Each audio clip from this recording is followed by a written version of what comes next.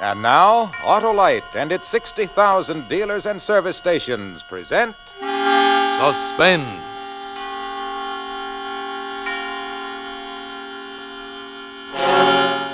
Tonight, Autolite brings you Fibber McGee and Molly in Backseat Driver, a suspense play produced and directed by Anton M. Leader. Say, Harlow, looks like Old Home Week on Suspense tonight. Old Home Week, Hap? Well, I wouldn't say that. Not with millions of Autolite resistor spark plugs finding new homes in every make of car in America. I know, Harlow. I meant Old Home Week because... Why, Hap, there just isn't going to be any old or new home for more and more narrow gap spark plugs because they're being replaced in their old homes by wide gap Autolite resistor spark plugs. With Autolite resistor spark plugs, your car, my car, Fibber's car, everybody's car idles smoother, gives better performance with lean gas mixtures, saves gas dollars, and cuts down spark plug interference with radio and television reception.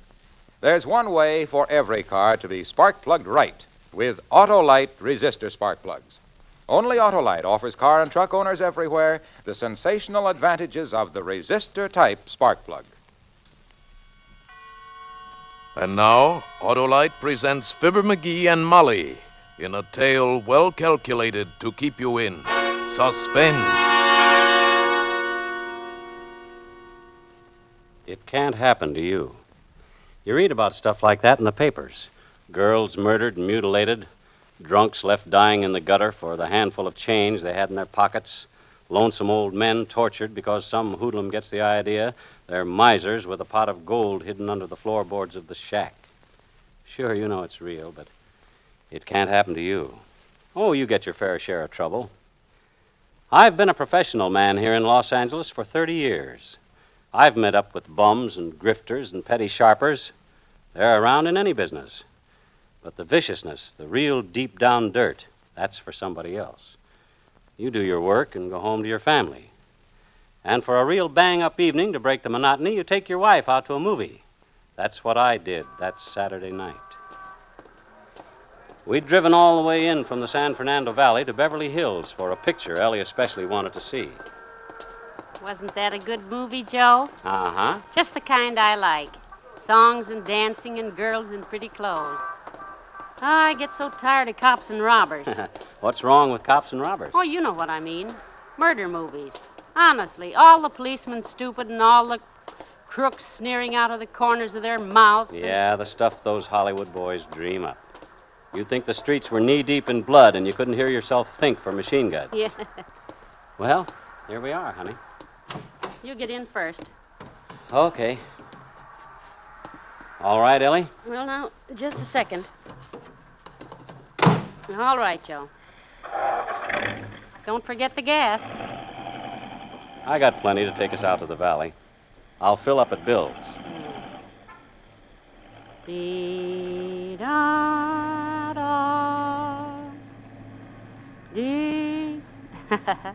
You remember how that song goes, Joe? What song? In the picture. You know, Two on the Moon. The one the boy sang to the girl. Oh, that one. Let's see.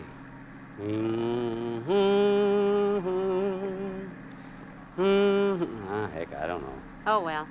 We'll be hearing it again on the radio. How about turning it on? The radio? Yeah. Sure. Set her around 1100. We ought to get some news in a few minutes. I'd like to hear whether they caught that fellow. That awful mass murderer? Uh-huh. They spotted him in L.A. this afternoon, but he got away. I know. You told us at supper. It makes you shiver. Don't worry. He won't get away with it.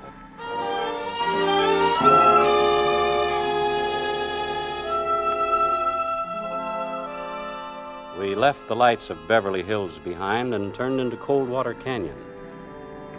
It's as quick a way as any to get us across the Hollywood Hills to the valley. It's dark in the canyon, quiet, with mighty little traffic at night. I cut my lights up full and we swept up the side of the ridge. News program came on, but I didn't pay much attention. The fellow was talking about brush fires. They'd already put out one near my place, though they were still patrolling it. We were over the ridge and sliding down to the valley before the program got to the part I wanted to hear. There it is. Pick it up higher, Ellie. And now the latest news on the New Hampshire murderer. 2 weeks ago, Louis Matrick wiped out an entire family in Greenlee, New Hampshire. Today, he was spotted 3,000 miles from the scene of his crime. At 5:30 this afternoon, a patrolman saw and definitely identified Matrick in downtown Los Angeles. He is here. However, by darting through heavy traffic at the risk of his life, the killer was again able to make his escape. According to neighbors of the slaughtered family, Matrick first appeared in Greenlee about a year ago. From fingerprints in the Noland home, Louis Matrick has been identified as Lloyd Matthews, ex-convict. He is wanted for questioning in the robbery and murder of a New York storekeeper a year ago. Oh, my. A crime that netted the killer less than $20. Can you imagine? Matrick, or Matthews, is 32 years old, height 5 feet 9 inches, weight 155 pounds. He has blue eyes, light brown hair, nose slanted to the left. When seen this afternoon, he was wearing a blue suit and a gray pork pie hat. He... Awful. Awful. Not pretty, no. And he's somewhere around L.A. this minute. Joe, Hmm?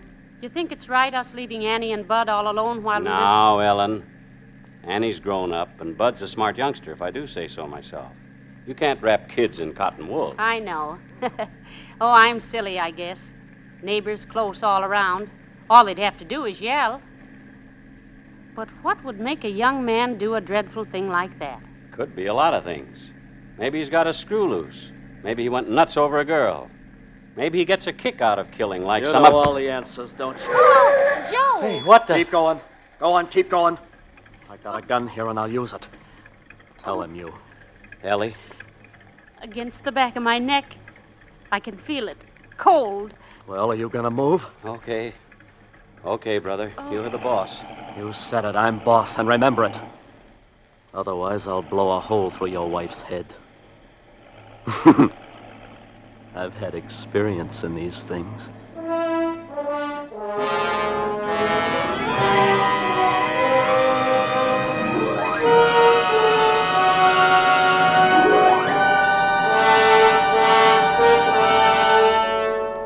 For Suspense, Autolite is bringing you Fibber McGee and Molly in radio's outstanding theater of thrills, Suspense.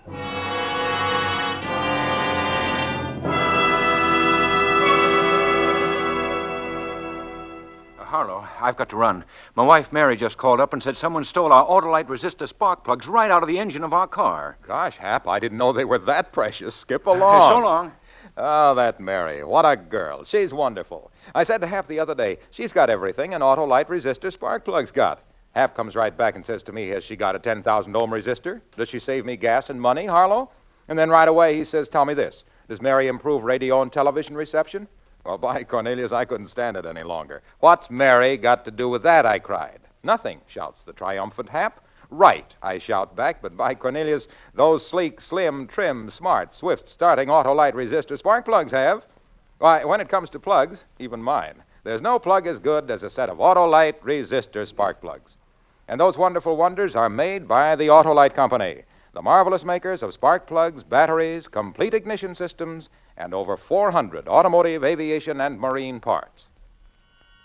And now, Autolite brings back to our Hollywood soundstage Fibber McGee and Molly in Backseat Driver, a tale well calculated to keep you in suspense. I drove that car like we were skirting the rim of the Grand Canyon with nothing between us on the bottom but a mile of country air. This was it, the thing that happens to other people, to the ones that end up on slabs in the morgue. But not to me, not to Ellie. The first car we'd seen since we left traffic swooped down behind us. It passed, but not before the headlights caught our passenger clean in my rearview mirror. He was hunched forward, sitting on the edge of the back seat so he could keep the gun rammed into the nape of Ellie's neck. He had light brown hair, pale eyes, and a nose that slanted. His mouth twitched, jittery. As the car went by, his eyes caught mine in the mirror and flickered. Keep your eyes on the road. Sure.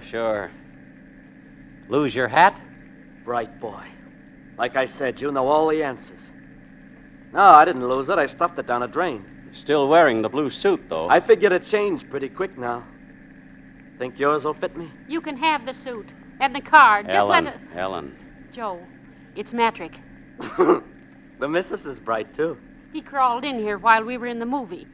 Joe, you should have had the car door fixed. You know better. Honey, I meant to. I was going to tend to that tomorrow. Shut up!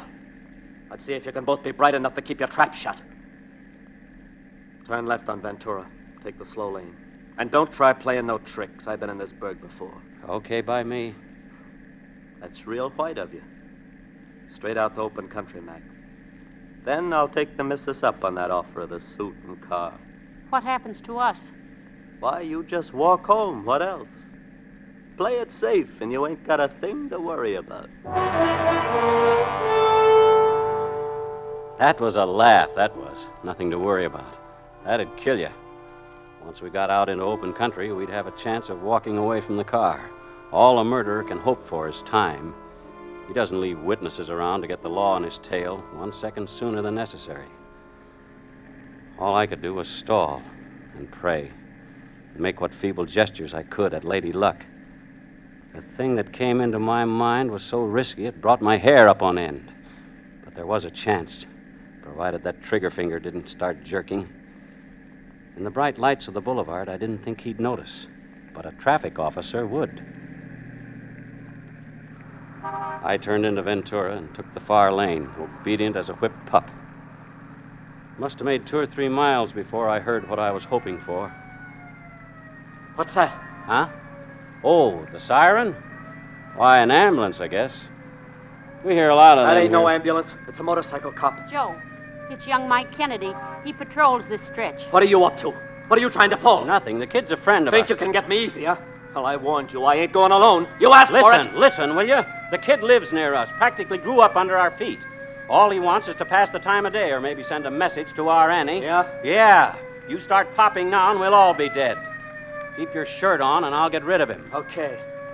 But it better be good.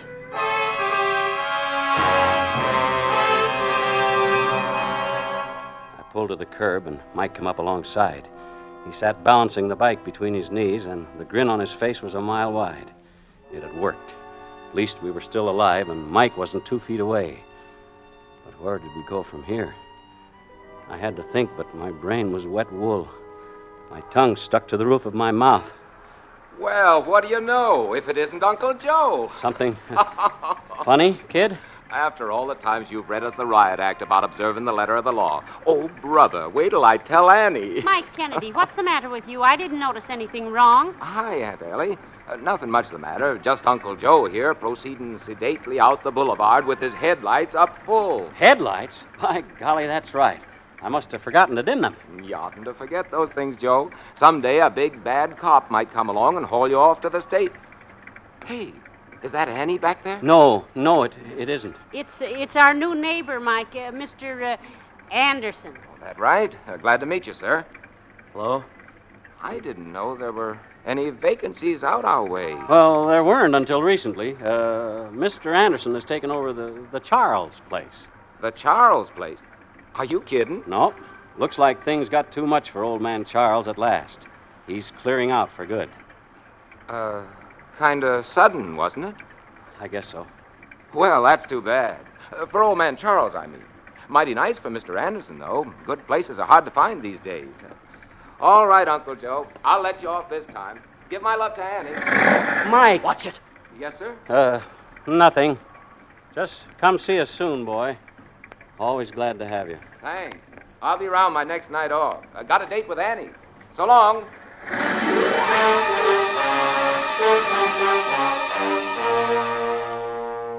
That was that. Mike turned his bike and headed back down the boulevard. The chance had come and gone. But it felt to me like half my mind went off with the boy yelling at him. Must have been half a minute before I could pull myself together and ease back into traffic. Nobody said anything. I didn't dare to, and neither did Ellie. I couldn't see her, but I could feel her holding herself stiff as a ramrod, scared even to turn her head. When two people have lived together as long as we have, each one knows what the other one is thinking. I went back to driving and praying. That and cutting my eyes up to the mirror, just in case there might be a white motorcycle eye following us. There wasn't, of course.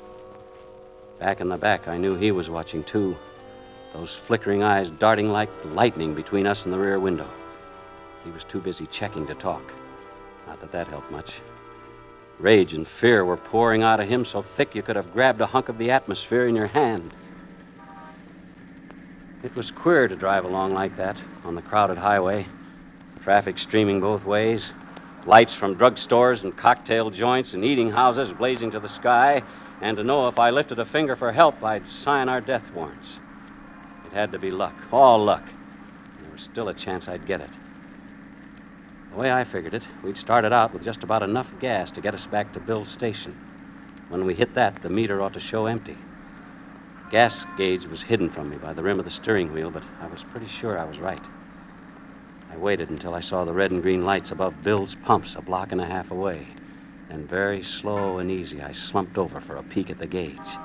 I leaned just too far. Shut up. Sure. What now? What were you looking at? I was just easing the crick out of my neck. Yes, you was. You was looking at the dash. Oh, so that's it. Fresh out of gas. Look, I just remembered. Don't give me that. You knew it all along.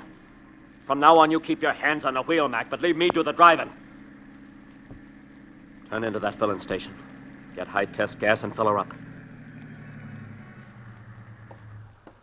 Hi, Joe. Hi, Bill. Evening, Hello, Ellie. Bill. Oh, evening, sir.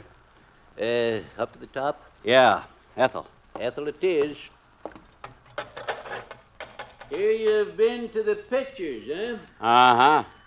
You people know everybody in the whole valley. We've lived here 30 years, from back when this was just farmland. Of course, we know lots of people. I don't like it. Get the gas and get out. Say, I was up to Miranda's for supper. That right? Oh, boy, her chili gets better every time. Don't see how it can, but it does. She's saving some for you. Said you'd be around after the show. Oh, my, I saw Miranda this afternoon and told her we'd be by for sure, Joe. That'll be $3.50 on the nose. 3 and 50. Mm. Thanks, Bill. Yeah, same to you. What was all that about? Nothing much. Come on. I got to ask you everything twice. Miranda runs a drive-in up the road a ways. On show nights, we usually drop in for a carton of chili to take home. I just hope she won't call home when we don't show up and get Annie all worried. Wait a minute. Drive-in, you said? Yeah. And this Miranda could start checking on you? I didn't mean it like that. It's She just... could call your Annie, and between the two of them, they'd have the cops on the lookout for you before midnight. You're crazy. Like a fox. I ain't kept ahead of the buttons all this time by taking chances. We'll just pick up that chili, Mac. You want to go to Miranda's? Why not? Leave Annie get a beauty sleep. I can cover a lot of ground before tomorrow morning. I ain't eaten so good lately, I could use the food, too. And with you and the missus to front for me, what's to worry about? He was right about that. I went back to driving and praying. Miranda's place is one of those goldfish bowls, mostly glass with light pouring out across the space marked for outside service. She saw us pulling up, grabbed a quart carton off the back shelf, and hustled to the door. Here you are, Ellie. I was just saying to Betsy. Better fix up that chili, Betsy. It's about time Ellie and Joe was showing up, figuring the distance from Beverly Hills. Thank you, Miranda. Who's that in the back seat? I don't seem to recollect your face, young man, though anybody'll tell you I never forget a face. Well, this is Mr. Anderson, Miranda. He just came out here from the east. Oh, is that a fact? Say, Joe, you planning to go straight up Ventura home? Sure, why? Oh, don't you do it. Go the back way, even if it does take longer. Of course, the brush fire between here and your place is out, but there are still 50, 60 men patrolling it. What's that? Oh, but that ain't nothing to what's going on further out the valley. That new fire's clean out of control, licking up hundreds of acres. Well, they've been sending truckloads of firefighters past here all evening, and the road's blocked for miles, The road's they blocked. tell me. For miles, they tell me. And all them poor ranchers losing their homes. Being from the east, you wouldn't understand. But brush fires is awful things once they get out. Thanks. Start moving. We take the back way to your house. To our house? What say? Oh, you staying with Ellie and Joe? Yeah, until the roads, until I can get into my own place. What are we waiting for? Night, Miranda. Well, goodbye. Be sure you come see me, Mr. Anderson. I'll be looking for you. So there it was. We weren't going to the country. We weren't going to be left to rot at the foot of a cliff or buried deep in brush. No. We were going home. Home to the kids. And taking a murderer with us. I still couldn't see Ellie, but I could feel her tensing up, tight as a pulled drawstring. Mr. Matrick, you didn't mean what you said, did you, about coming home with us? You know a better place I can hide out till the road's open? But it wouldn't be safe. We've got neighbors close all around. If somebody sees you... Nobody'll see me. Nobody better. Joe, couldn't we get around the fire? Yeah, that'd be better. We could try. There are other roads through the valley. Listen, Matrick, we'll nose around and find a way through somehow. Cut it out. You heard the old biddy. Hundreds of acres burning. Firefighters, cops. Get off the highway. We're going home. No, I won't have it. Joe, you stop the car right here. Shut up. You heard me, Joe. I won't have him in my house, not with Annie and Bud. I said shut up! For Lord's sake, Ellie. It doesn't matter about us, but the kids, I won't let him... One word out of you! Joe, stop! Ellen, hush. Oh, Joe. Don't say another thing. I'm sorry, honey, but Matrick's the boss. We gotta do like he says. That's telling her. Sure, do like I say, and everything will be rosy. You got no call to worry about the kids. I like kids. As long as nobody gives me the brush off. We'll wake them up soon as we get home. And you and this Annie can fix up a chilly supper for us. We'll have us a picnic. And then, as soon as the fire's out, we'll all take a trip to the country. Another picnic, huh?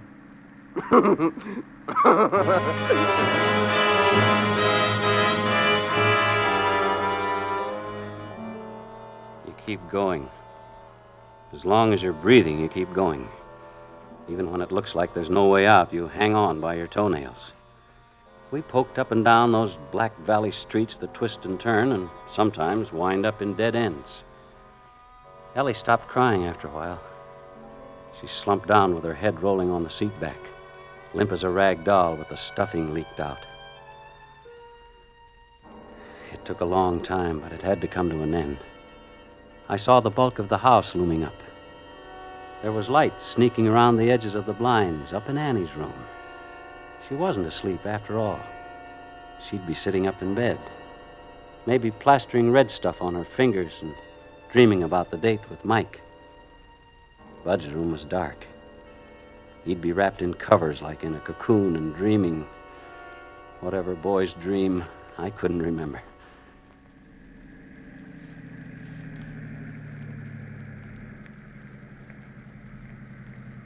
I pulled up to the concrete walk I'd poured with my own hands before there was any Annie or Bud, and I cut the lights.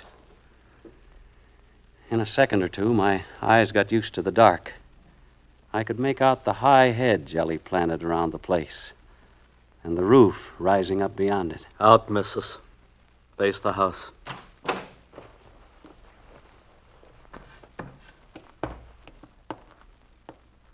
Now you, Mac. Slide out the same side. Stand beside her.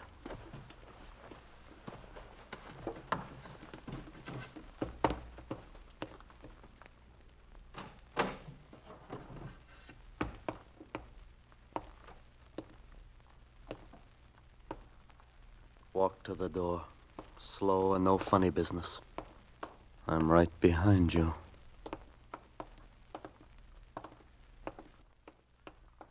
Look out, Joe. Lie down! I'll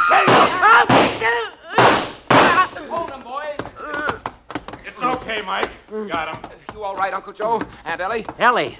Ellie, honey, you all right? All right, indeed.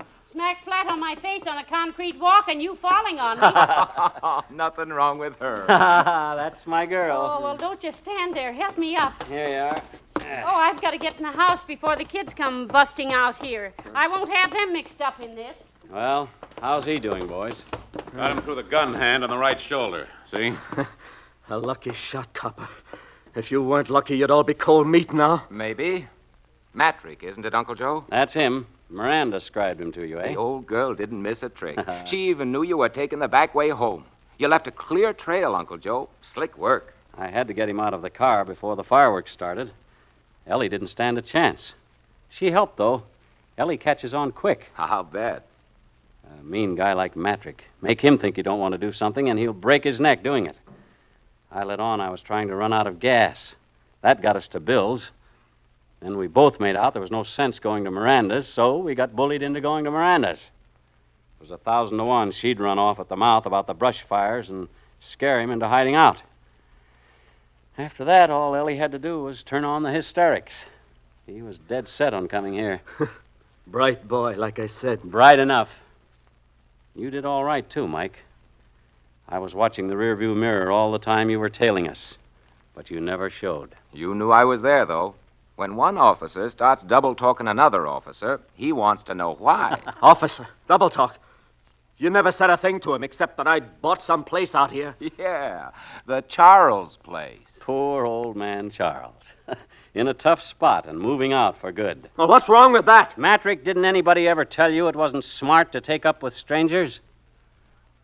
Maybe I'd better introduce myself. The name's Charles.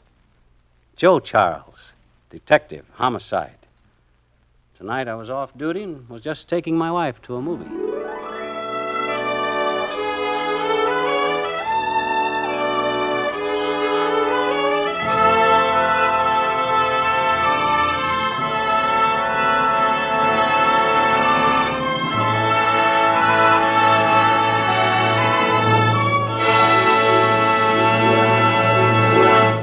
Thank you, Fibber McGee and Molly, for a splendid performance. Why, thank you. Yeah, thanks very much, Bud. We're not used to doing a show with a gun stuck in our backs. No. We're used to doing them with Jack Benny breathing down our necks. Or vice versa. But that guy over there, he looks familiar. Why, dearie, that's Mr. Wilcox. Old Waxy himself? The guy that sells Johnson's wax on our Tuesday show? Not Waxy on Thursdays, dearie. Sparky. Sparky, eh? Well, what do you know? Hey, Junior! Hello, Fibber. Hello, Molly. Hello, Mr. Wilcox. Say, you two were terrific tonight. Tell me, did you drive over from Wistful Vista? Uh-oh.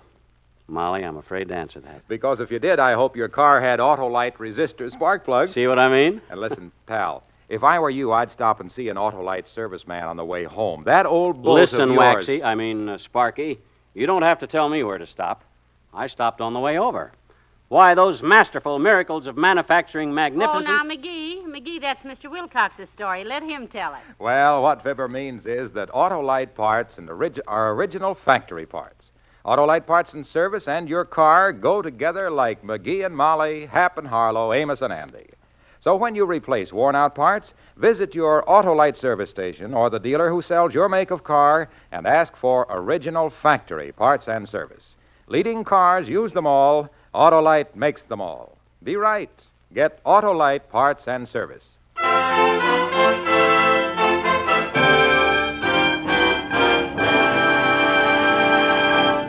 Just a minute, Fibber and Molly. Don't go away, Oh, that's right. You want us to say that word. if you please. Oh, yes. Well, go ahead, McGee. No, you say it, Molly. Well, why don't we both say it then? Okay. Well, I know you're going to want to hear radio's outstanding theater of thrills next week because Charles Lawton is going to be on the program. Yes, and in a famous story by John Collier called Demortius. And it's another gripping study in... suspense. Tonight's suspense play was by Sally Thorson, with music composed by Lucien Morawek and conducted by Lud Gluskin. The entire production was under the direction of Anton M. Leader.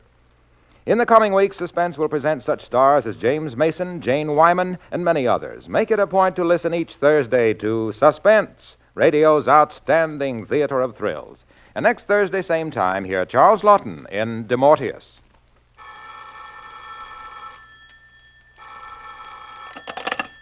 You will find Autolite service stations listed in your classified telephone directory under Automotive Electrical Equipment. You're right with Autolite. This is CBS, the Columbia Broadcasting System.